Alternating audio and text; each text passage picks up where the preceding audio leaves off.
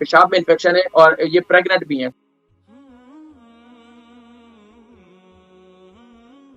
अस्सलामु अलैकुम वरहमतुल्लाहि वबरकातुहू। वालेकुम सलाम जी यकीन साहब, कैसे हैं? ठीक है जी अल्हम्दुलिल्लाह। नाम, उम्र, वजन? अच्छा, मैं अपनी बेटी के बारे में बात कर रही हूँ। मेरी बेटी की एज है 27 और क्या कहते हैं, वो प्रेग्नेंट है 3 महीने, लेकिन उसको ना पेशाब में बहुत ज्यादा इन्फेक्शन हो रहा है, कमर में उसके हर वक्त दर्द रहता है। अच्छा, कितनी उम्र बताई? 27। 27। शादीशुदा है? जी 3 महीने प्रेग्नेंट है वो। अच्छा अल्हम्दुलिल्लाह। और कितना महीने की प्रेगनेंसी है उनकी? 3 महीने प्रेग्नेंट। पहले माशाल्लाह उसके 2 बेटे हैं, अभी तीसरा बेबी हो रहा है। तो अभी वो प्रेग्नेंट है, लेकिन उसको पेशाब में बहुत ज्यादा इन्फेक्शन है। प्रेग्नेंट हुए उनको 3 महीने हुए हैं? हाँ जी। अच्छा, अभी पेशाब में इन्फेक्शन बताया?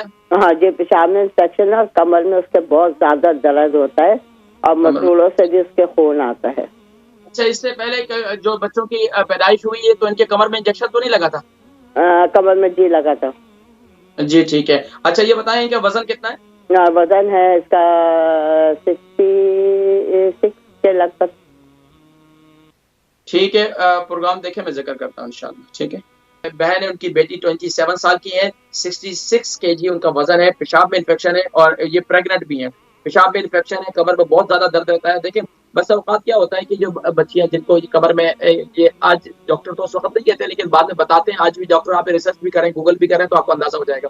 तो कमर में जो इंजेक्शन लगता है, ये खवातीन उनको जो है ये इसका ये है साइड इफेक्ट ले लें या कुछ भी, कि वो कुछ अरसे के बाद जो है, यानी 2-3 साल के बाद जब दूसरी तीसरी प्रेगनेंसी होती है तो उस वक्त इनको ये तकलीफ होती है। जब भी वो प्रेग्नेंट होती है तो उनको कमर में तकलीफ होती है।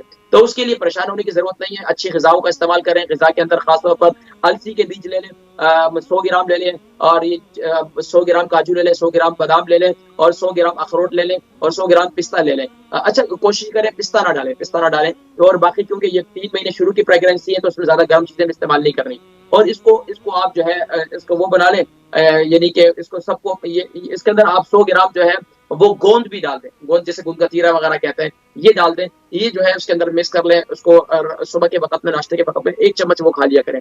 इसके अलावा कमर का मसाज करें। और पेशाब में इन्फेक्शन के लिए सबसे बेहतरीन चीज है कि फिटकड़ी ले लें। फिटकड़ी थोड़ा सा जो है वो पानी के, फिटकड़ी के साबुत भी मिलती है, थोड़ी सी लेकर उसको पानी के अंदर 3-4 मरतबा, यानी 3 से 4 मरतबा उसको ऐसे घोल दें।